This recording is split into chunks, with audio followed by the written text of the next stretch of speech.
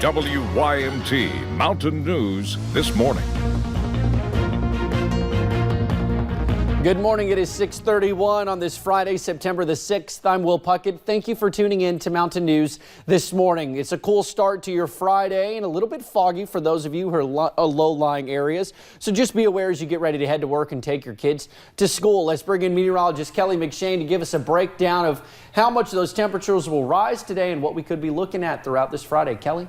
Well, good morning. It is finally Friday. The weekend is almost here. We're starting off your Friday a little bit on a foggy note. You can see that into Whitesburg downtown on Main Street, that fog settling into the downtown area. So be very careful traveling throughout Letcher County as well as throughout the entire Cumberland Valley region. Satellite and radar showing clear skies for us. A few clouds off to our east from Hurricane Dorian, but those will continue to push off to the east and we will stay clear for the morning. Temperatures around the region a little bit on the chilly side, mid 50s for a lot of us and upper 50s for some, but you're definitely going to need that jacket as you step out the door this morning. But by the time we get to the afternoon, things are going to be feeling very nice. Going to be a beautiful day. I'll have more details here in just a little bit, Will. All righty, Kelly, we'll be back with you. Well, Hurricane Dorian is losing strength this morning. It is now battering North Carolina's coast as a Category 1 storm. It is causing a mix of severe weather, including some tornadoes, howling winds, sheets of rains, and storm surge. Flooding are being concerned in a lot of areas. Dorian's outer band spawned more than a dozen tornadoes yesterday. One wiped out an RV park in the town of Emerald Isle. More than 200,000 homes and businesses have lost power. Meanwhile, in the Bahamas, Dorian is responsible for 30 deaths. That number is expected to increase as recovery efforts continue. Well, as the Carolinas withstand blows from Hurricane Dorian, Eastern Kentuckians ride out the storm with them. Robbie Rose works for area-wide protection. They work side by side with power companies who are tasked with restoring power. After being sent south to Florida, crews are now in Raleigh, North Carolina, waiting for the call to help clean up damage from Hurricane Dorian. From Raleigh down to Myrtle Beach, because it has hit Myrtle Beach quite a bit. The AWP crews will wait until all power is restored to return to the Commonwealth. Well, for the third day in a row this morning, lawyers will meet up in Charleston, West Virginia for an evidentiary hearing. On Wednesday, miners testified. Yesterday, it was the experts' turn. The hearing is over whether the so-called hot goods coal should be moved from Cumberland. Miners once again listened in from the protest site. WYMT's Connor James joined them again. Paragraph 6 of your opinion. It's a story these miners are all too familiar with. Metallurgical coal. The LLC on the end of your name means a whole lot. The difference in price per ton there. This is by no means the first time this bunch has gathered around a speaker that's patched into a Charleston courtroom. Oh, it's stressful. The market price. Waiting for some sort of answer into what comes next for them. Is whatever the market price is. And everybody's on the edge around here. You can tell everybody's emotions are high, and we all know we're going to get done wrong, to be honest with you. William Stanton sat, his attention focused on the loudspeaker. Is that correct? No, that is not correct. This is the second day of this evidentiary hearing on whether or not a judge will allow the coal down these tracks from moving. The Department of Labor says not until these miners get paid. Black Jewel, on the other hand, argues that the coal will go bad. Oh, no, that coal, after you wash it, it can sit up there for a year and nothing happened to it. I mean, it's like they said, it ain't milk, it's coal, you know? It ain't going to go bad.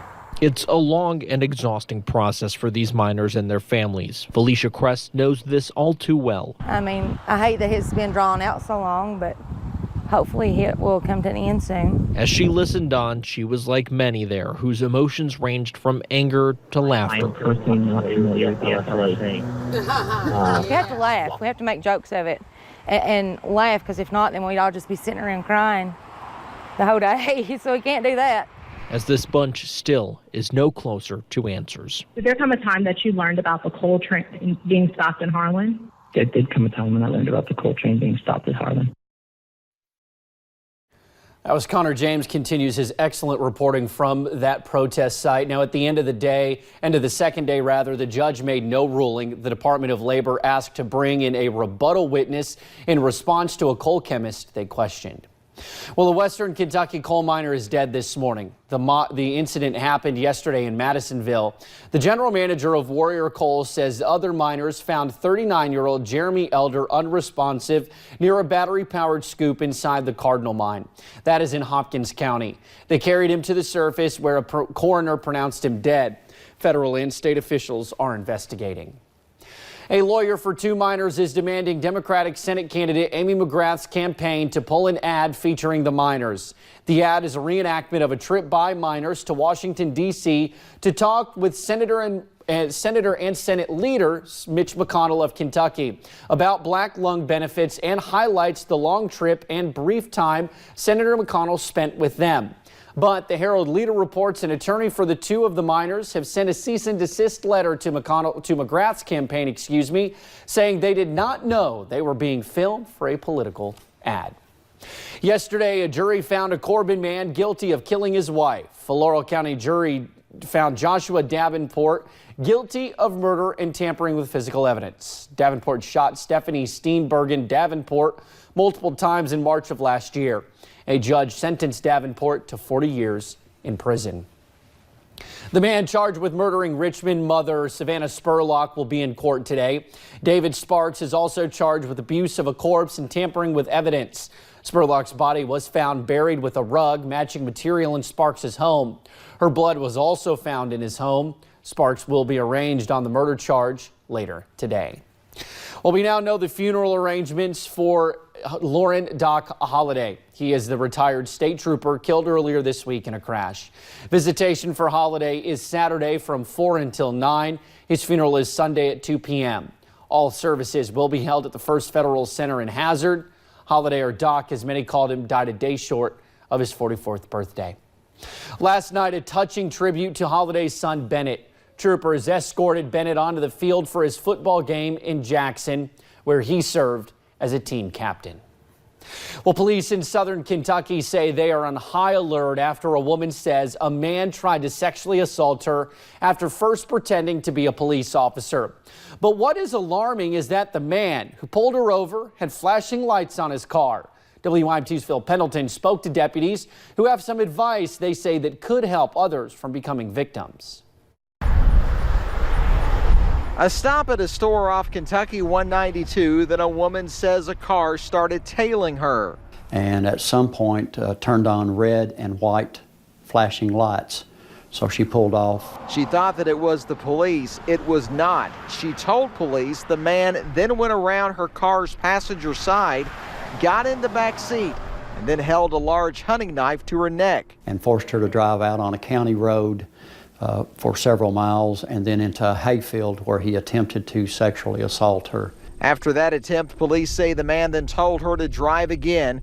He got out to make a phone call. Then she drove straight to St. Joseph Hospital where she called police. Total stranger situation. Police say this happened as the woman thought that she was being pulled over. Police say always keep your doors locked when that happens, and if you are concerned about who is pulling you over, call 911 to find out if the real cops are really behind you.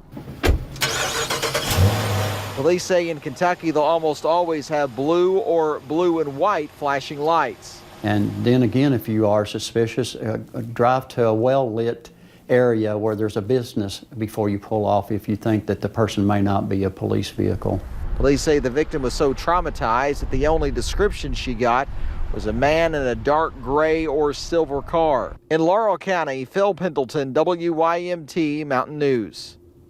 Now, police say there may be two suspects involved because the man left a car behind when he attempted the assault. New this morning, a case against a McCreary County man is now in the hands of a grand jury. Michael Huff is charged with assault in connection to the death of 2-year-old Kimber Collins. The little girl died at UK Hospital after she was found with serious injuries. Commonwealth's attorney Ronnie Bowling said he would pursue a murder charge when presenting the case to a grand jury. Yesterday, a judge scheduled a competency hearing for Elwood 6. He faces a first-degree manslaughter charge. Investigators in Martin County say he killed Rodney Stepp in 2017. The hearing is set for the 19th. And we are one step closer to Starbucks in Hazard. City Commissioner Luke Glazier posted this picture on Facebook. As you can tell, work to put up the kiosk at the Food City is almost complete. Starbucks officially opens in about 2 weeks. I know how I'm going to definitely start off my mornings when that's officially opened.